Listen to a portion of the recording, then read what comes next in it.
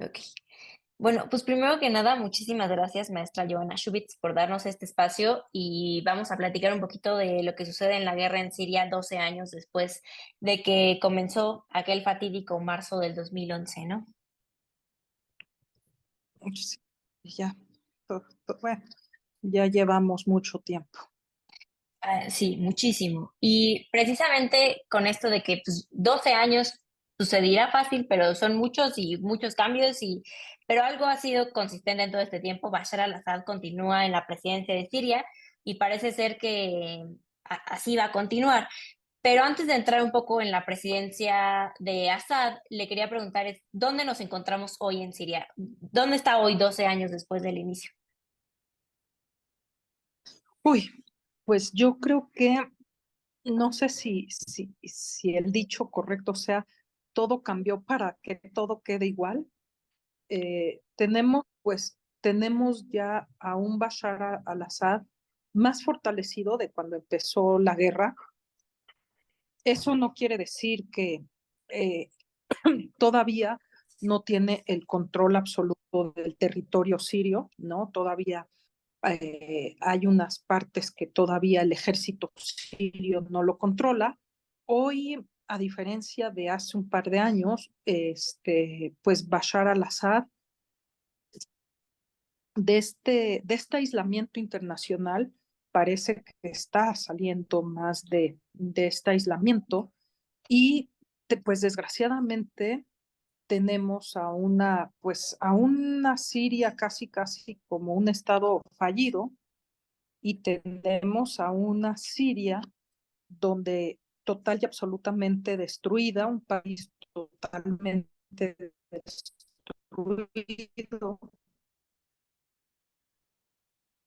y donde la mitad de la población más o menos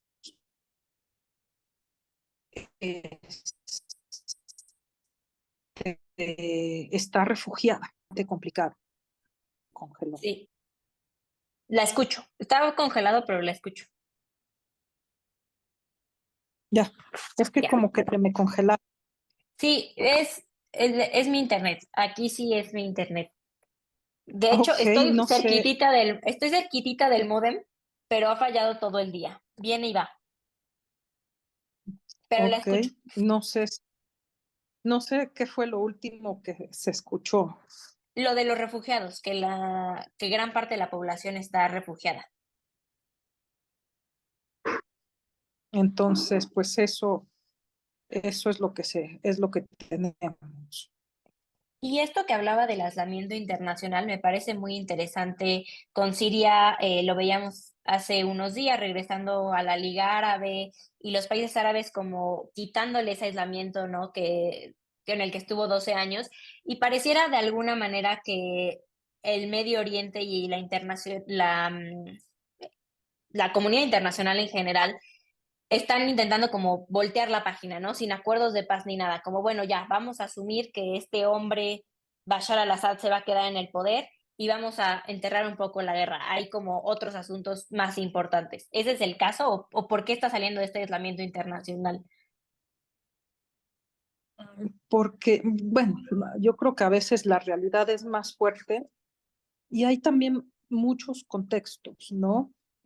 Pues Bashar al-Assad se ha fortalecido, eso es uno, Sofía. Dos, eh, yo creo que también la Liga Árabe no es que ya le abrió las puertas, sí, bienvenido. Yo creo que es mejor tenerlo de su lado a dejar a Siria como un bastión de Irán, ¿no? Que Ujú. eso es muy importante.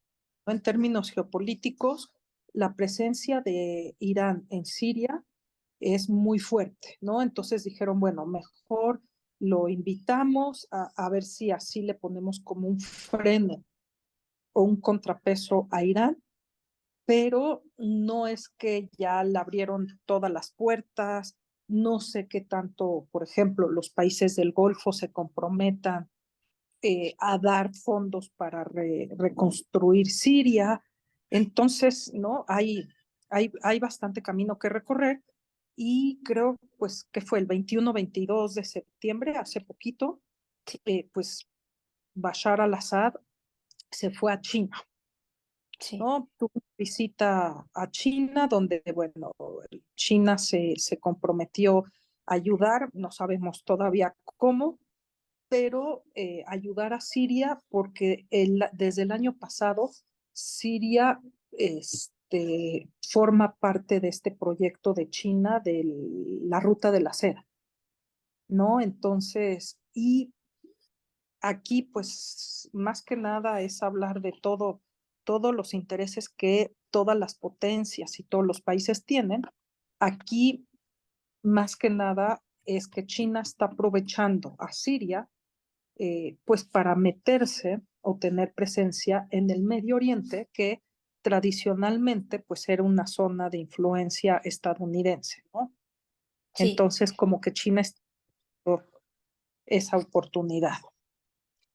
Y bueno, también creo que es interesante como ahora China está tomando esta oportunidad cuando uno de los principales aliados del gobierno sirio siempre ha sido Rusia, ¿no? Entonces este cambio que hemos visto en los grandes poderes del mundo y como China se está aliando con Rusia y siento que de alguna manera Siria sigue como en esa mezcla, ¿no?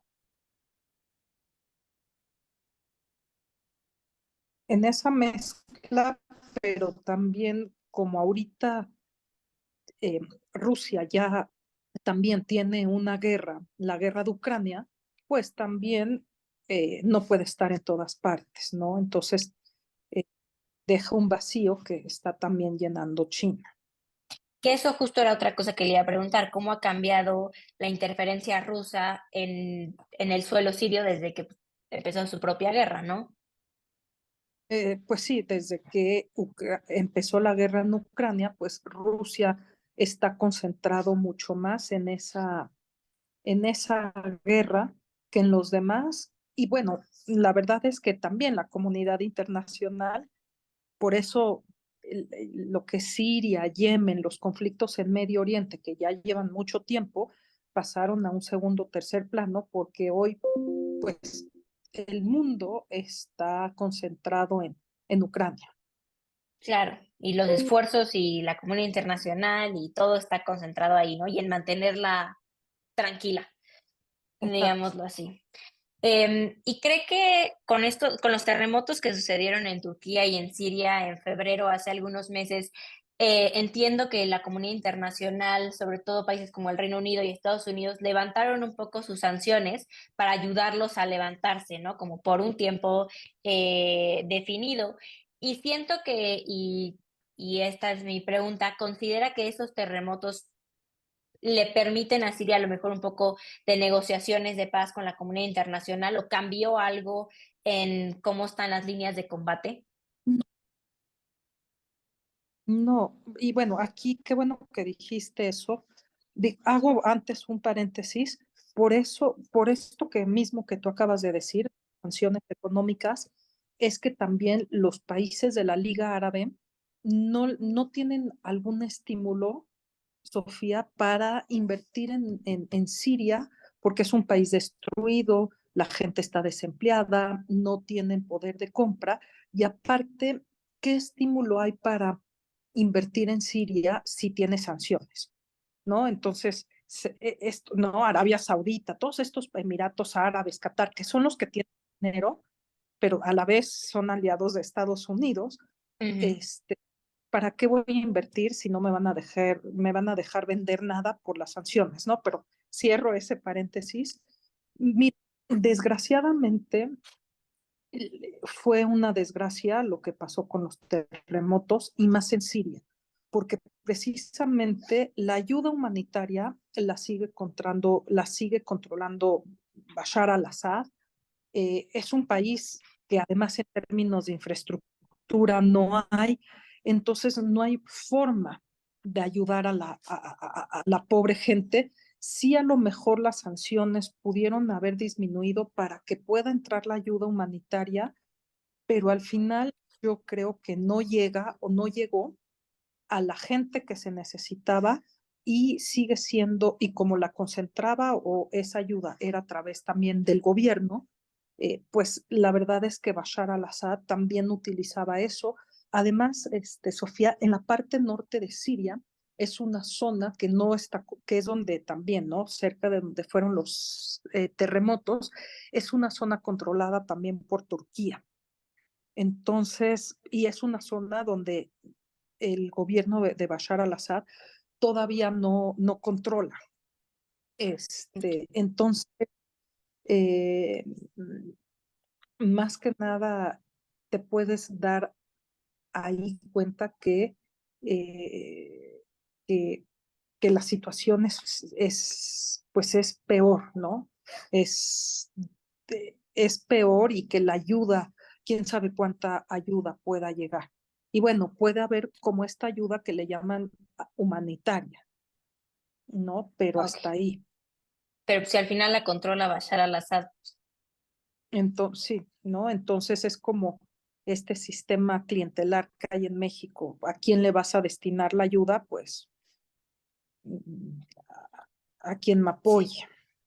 Exactamente. Y justo con lo que decía que los terremotos pasaron en esta parte del norte de Siria, que entiendo, y como lo decía hace un momento, sigue siendo o sigue estando en manos de los rebeldes sirios y del ejército sirio de liberación democrático. Ujú. Este, esa zona ha resistido ya un rato, o sea, lleva un rato manteniéndose en sus manos, pero ¿cuánto tiempo más hasta que Bashar al-Assad se apropie de esta último bastión rebelde, digamos? O sea, sobre todo con su fortalecimiento. O sea, ¿cuánto tiempo más podemos ver que haya una línea de frente contra el gobierno de Assad? Mira, mientras Assad siga apoyado por Irán, por, por Rusia y por todas estas milicias y por todas estas milicias pro-iraní, sobre todo como Hezbollah, Ujú. este, realmente esa es la fortaleza de Bashar al-Assad. Y por el otro lado, pues los opositores están apoyados todavía un poco por Turquía, Estados Unidos. Entonces, pero también, Sofía, no es de que Turquía lo haga por alma caritativa. Bashar al-Assad sigue haciendo esto porque también ahí en el norte de Irak, y es casi, bueno, ¿no? Como que es un territorio, no sé si llamarlo semiautónomo, no sé cómo llamarlo, que hay bastión kurda, que ahí los rebeldes kurdos siguen defendiéndose y lo que no quiere, que se quieren independizar de Siria, esto no es nuevo, ¿no? Es una reivindicación de muchos años atrás y y lo que no quiere Erdogan en Turquía es que los kurdos de Siria contagien a los kurdos de Turquía para que los kurdos de Mm. Turquía pues se independicen o empiecen de autonomía y demás. Entonces Erdogan aprovecha esto para atacar a los kurdos sirios. Ok. O sea, estamos hablando de, siendo que Siria es un territorio donde se pueden ver muchos intereses políticos internacionales aplicados en la guerra civil, ¿no? Y también tenemos la cuestión de los grupos yihadistas y del terrorismo y demás. Entonces creo que eso complica muchísimo la situación. Así es que todavía hay bastiones también, bastiones de ISIS, ¿no? Del Estado Sí. Islámico, y y que Erdogan también pues combate esto porque no quiere que se le contagien a su país, ¿no? Exactamente. Igualmente veía que hace poco, de hecho, hubo un bombardeo por parte del gobierno israelí a grupos yihadistas en esta parte de Idlib, que también está en el noreste sirio, que es una zona que por lo que entiendo está en manos yihadistas. Sí, o de rebeldes, Ujú. y qué bueno que también mencionas Israel porque desde el momento en el que hay estas milicias pro-iraníes o de Hezbollah en Siria, Israel, que Israel tiene hace frontera al norte con Siria, no quiere tener amenazas y tú puedes ver cada vez que hay un despliegue y que fuerzas israelíes bombardean ciertos bastiones de Hezbollah porque no quiere mayor expansión, porque normalmente interviene alguna carga, sobre todo de armas para Hezbollah, y los quiere replegar lo más lejos de la frontera con Israel. No quiere Ok. tener una presencia pro-iraní en su frontera, en la frontera de Israel. Claro, porque eso significaría muchas otras cosas para la soberanía de Israel, ¿cierto? Y bueno, porque ahorita la principal amenaza de Israel, y ya tiene varios años, es Irán.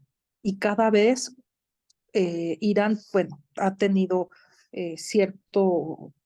pues cierta aspiración a tener armas nucleares, no con fines pacíficos, y cada vez puede estar más cerca de eso. Y sobre todo, los misiles que Irán ha desarrollado cada vez son más sofisticados y de mayor alcance. Entonces, Israel y que pueden, ¿no? Pueden llegar o llegan a manos de Hezbollah. Entonces, eso es lo que quiere evitar Israel porque en el momento en el que llega son usados hacia territorio de Israel. Ok, y regresando un poquito a lo que hablaba de la presencia de Irán, porque creo que es muy importante, como estamos viendo Siria en este momento, y bueno, no solo Siria, pero la configuración del Medio Oriente, ¿considera que con la participación de Bashar al-Assad en la Liga Árabe, la presencia de Irán realmente disminuya y los planes de Irán en Siria puedan ser detenidos un poquito? No, yo creo que con la permanencia de Bashar al-Assad en Siria, el que gana es Irán porque, mira, Sofía, si tú ves un mapa, es, es muy importante.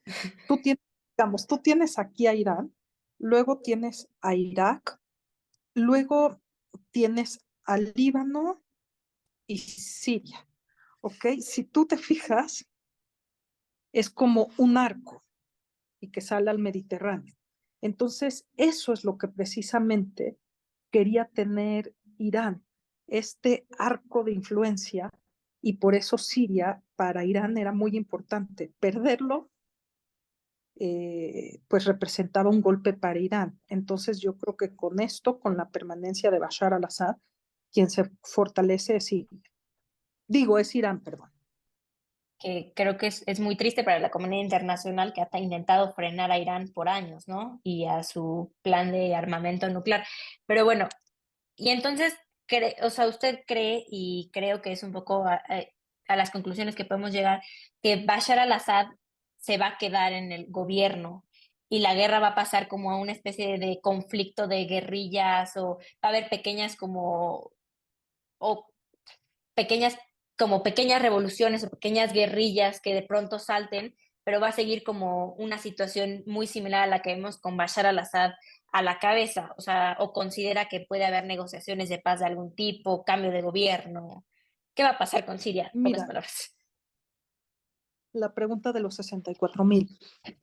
Yo Yo creo que la verdad es muy difícil.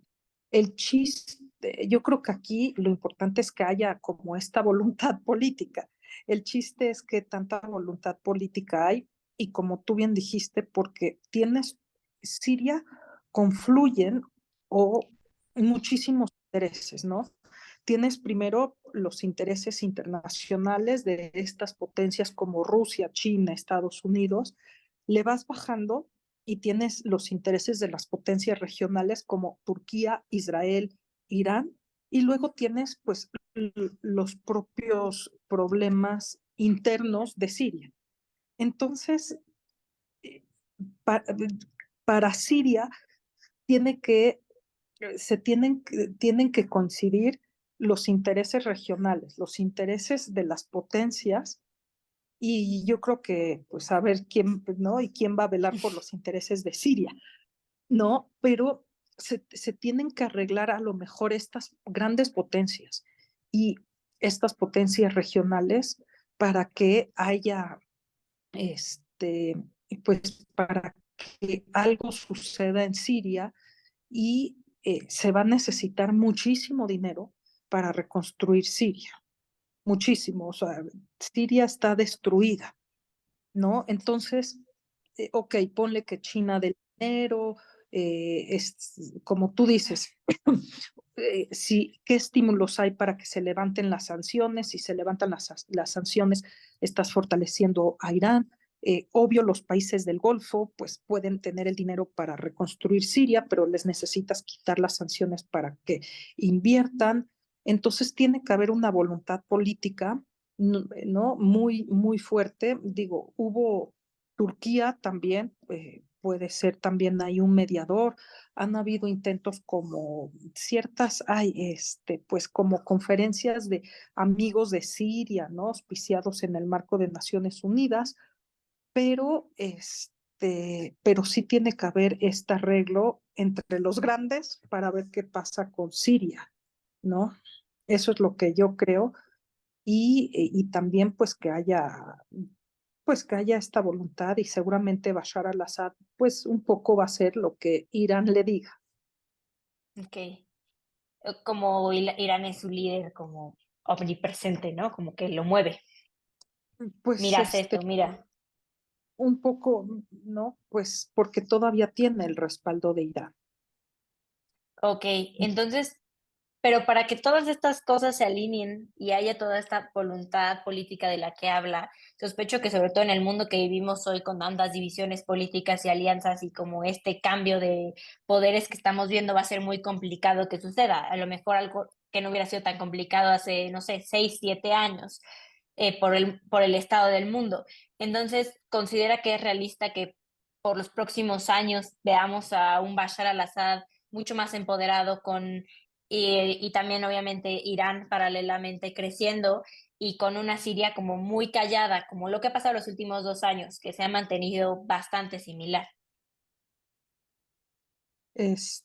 Sí, y el problema de Siria es que son muchas guerras simultáneas, están entretejidas y dependiendo el momento, a lo mejor hay unas que van a emerger más que otras, pero sí, sí, s-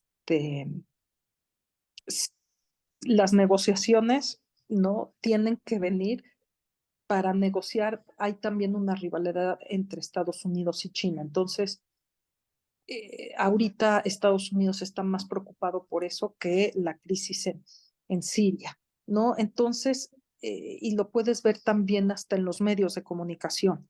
Ya casi es los conflictos en Medio Oriente, ya casi no salen, más que, bueno, cuando sucedió este terremoto y demás, pero este, sí, sí, digo, los rebeldes todavía siguen ahí. ¿Cuánto van a durar? Pues, ¿no? Dependiendo su lucha, el apoyo que tengan de los, ¿no? De los que los que los están apoyando, financiando, pero sí, desgraciadamente no le encuentro, no veo cómo pueda salir adelante Siria, ¿no? Porque además de todos estos intereses que hay que lograr, pues hay que reconstruirla. Claro. Y Y eso cuesta. eso requiere de mucho dinero. Ujú. Ahí está. Y Perfecto. bueno, mil gracias.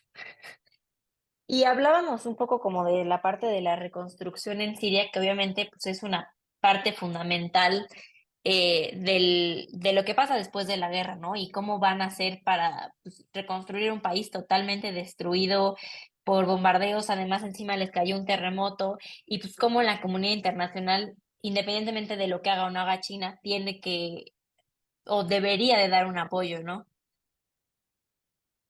Sí, sí, y bueno, imagínate, está destruida y encima les cae un terremoto, entonces, pobres.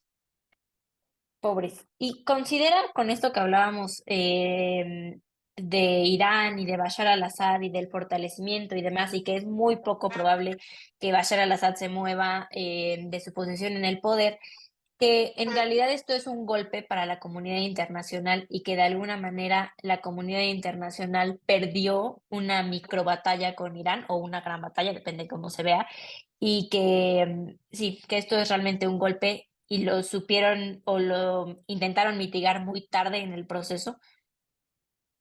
Mira, yo creo que el primer perdedor son los propios sirios. Son los sirios porque además, Sofía, hay que recordar que, como te decía, tanto Siria como Venezuela hoy en día son los países que tienen una crisis de refugiados. O sea, tú hablas que los vecinos de Siria tienen refugiados que de repente 3 millones de personas, 2 millones, 1 millón, ¿no? En Turquía, en Jordania, en Líbano, de repente recibes a, no sé, millones de personas y esto también, Sofía, acuérdate que esto también creó una crisis de refugiados en Europa. Entonces, los países lo que quieren, incluyendo Europa, es que, entre comillas, ¿no? Se arregle la situación en Siria, pero sobre todo para regresar a los refugiados. Pero no hay condiciones para regresarlos, ¿no? Entonces, más que nada, quieren sacar a toda esta gente porque hizo como un efecto dominó. Ahorita tú puedes ver, tanto en estos países y en Europa misma, incluso en las elecciones que acaban de pasar ahorita en Turquía, uno de los principales temas era la crisis de refugiados y salen posiciones ultranacionalistas que no quieren recibir más migrantes, ¿no? Entonces ve como todo, ¿no? Como este conflicto, ve toda, ¿no? Como una bola de billar, todo lo que desencadenó, no solamente en la región de Medio Oriente, sino también en Europa. Entonces, por eso es que quizás la comunidad internacional debe de ayudar a Siria eh, pues, para estabilizarlo, digo, más allá de Bashar al-Assad, este, hay como más que nada, pues, este interés, ¿no? Eh, pero, pues, puede ser que la comunidad internacional falló, puede ser que sí, porque llevamos 12 años y no se ha resuelto.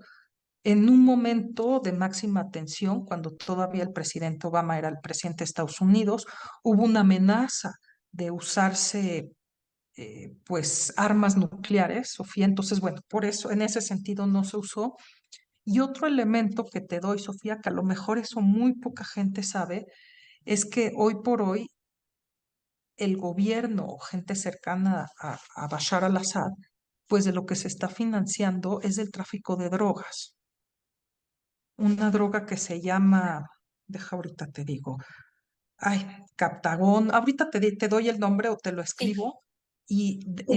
en los últimos años, pues es también de lo que se está financiando Siria y que también, Sofía, por eso los países del Golfo y Jordania quieren, pues reingresaron a Siria, a la Liga Árabe, y es más, tan es así que cuando regresó Siria a la Liga Árabe, casi no salió en las noticias y no No. se hizo gran noticia, ni en la misma Siria, pues bueno, aviones jordanos o Jordania pues como que atacó ciertos laboratorios o interceptó cargamentos de esta droga, porque además es una droga como una anfetamina que además en Sí. Siria ya la están traficando y produciendo, este, y es la droga de mayor consumo en Jordania y en los países del Golfo. Entonces también hay un interés de estos países porque pues ahorita te digo el nombre, soy malísima con los nombres, No se pero preocupe. también, por eso también hay este interés por los países del Golfo. Ok, te ayudo y todo, pero eh, Para la Captagón, producción, ¿no? Captagon. sí, Captagón, ¿no? Que además se convirtió en el gran exportador de esta droga. Y esta droga Entonces, y pues, ujú, la producen y dime, la dime. distribuyen dentro de Siria, o sea, y es una distribución por parte del gobierno. O sea, no es como en México que hay grupos de narcos Es, distribuyendo y haciendo drogas. no, no, principalmente se dice que es gente allegada, pues, a Bashar al-Assad, un poco como lo que pasa en Venezuela, pero es una droga que principalmente ¿cómo se dice? Se utiliza en el Medio Oriente, sobre todo pues sí, es más consumida, por ejemplo, es donde más se consume en Arabia Saudita, etcétera. Ok, Entonces, o, por eso. o sea, es un poco como una crisis del fentanilo, de lo que estamos viendo entre México y Estados Unidos, pero en Medio Oriente. Más o menos, sí. Pero Sí. pues de eso se está financiando el gobierno, Ujú, que pues al final sí. considero, y me digas si estoy mal, que es uno de un crimen más dentro de la larga lista que ha, dentro de los que está metido Bashar al-Assad y su gobierno. Mira, no sé si Bashar al-Assad, pero sí gente cercana, funcionarios, altos cargos de su familia, y bueno, porque fue una forma de esquivar las sanciones, ¿no? A través de lo ilegal, ¿no? Sí, Entonces, y si no hay imagínate, si no hay un Estado de Derecho y todo, pues sí, era algo que para mantenerlos a flote, ¿no? no, sí, entonces, pues De bueno. alguna manera. Y ya para cerrar rápido, si quiere, con lo de la crisis de los refugiados, lo que decía de que los quieren regresar, también lo leía un poco que era una de las intenciones detrás de que Siria también regresara a la Liga Árabe, porque era como la negociación de refugiados y de qué hacer con los refugiados, sobre todo que están en Medio Oriente. Em, pero esto, regresar los refugiados en el estado del país como está actualmente, iría en contra de los tratados de Genova, que sí son los tratados de Genova, que implican que no se debería de regresar Sí, refugiados hasta que cese completamente un conflicto armado. sí, sí, no, obvio, pues no hay las condiciones, ¿no? Esto atenta contra el derecho internacional y también porque, pues, obvio, esta gente huyó por la guerra, pero ¿tú crees en el momento en el que regresen, quién les va a garantizar que Bashar al-Assad pues, no los arreste, no los meta a la cárcel, no los mate porque los puede considerar traidores? Entonces Claro, no hay las condiciones para que esta gente regrese, ni las condiciones de certidumbre, ni las condiciones económicas, ¿no? Ok, los regresas, ¿y a qué se van a dedicar? sí, sí, no hay Que a qué me dedicarse, congelaste. ¿no? Pero Ya, la escucho. no, estamos hablando, Sofía, que Siria está sufriendo una crisis alimentaria, una crisis de suministro de gasolina, de suministro de productos básicos. La gente se está muriendo de hambre, incluso la gente que trabaja en el gobierno les pagan a lo mejor 20 euros al mes o yo qué sé. Entonces tú dime que puedes sobrevivir con eso, Nada, ¿no? Entonces nada. no hay condiciones ni de certidumbre jurídica, ni condiciones económicas, ni nada para que esta gente regrese. Si los que se quedaron ahí la están sufriendo y hay crisis humanitaria, etcétera, entonces ahí menos. ¿Y considera que se den las negociaciones para que regresen a estos refugiados? O sea, que realmente los países les digan como, bueno, Como te decía, para que se arregle lo de Siria, tiene que haber voluntad política de todas las partes. Creo que eso es lo primero. Entonces, y como hay tantos países involucrados y tantos intereses en contra, eh, ¿qué intereses, eh, qué intereses van a coincidir, ¿no? De las diferentes potencias. Entonces, sí, es como un nudo gregoriano que resuelves primero, ¿no? Sí, es demasiado, la bola ya es demasiado Y que grande. depende de la voluntad de muchos países. Sí, y siento que es un poco como jugar Sí, Jenga, y que ¿no? depende de la voluntad de muchos países y de muchos intereses, ¿no?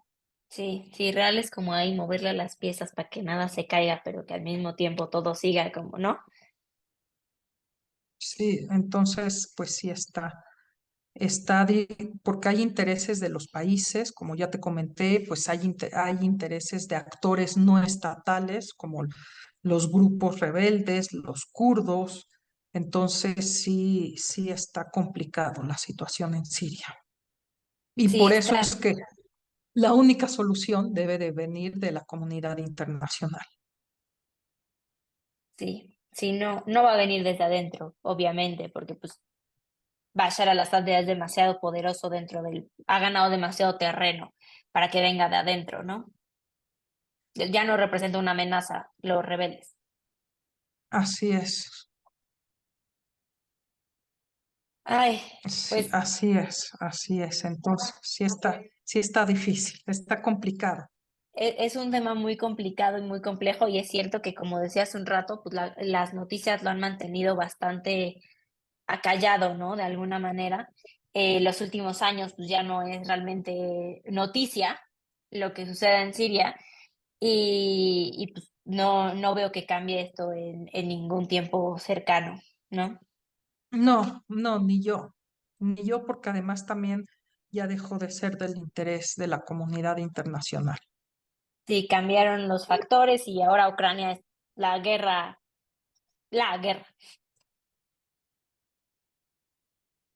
digo, por otros intereses y Sí, demás, pero sí.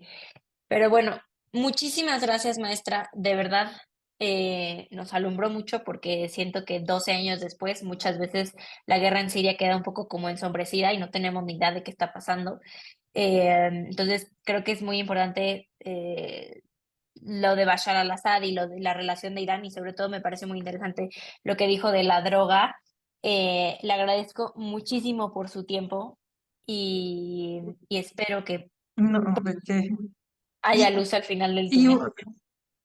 sí, digo, tiene que haber esto, ¿no? Las condiciones para crear esta construcción para la paz, ¿no? Que es que además esto, Sofía, no es nada más que se acabe la guerra, sino después de la guerra, ¿qué? ¿No? Que Sí, se crean estas condiciones para que se construya paz, ¿no? No nada más ausencia de guerra, que eso es lo que se tiene que trabajar.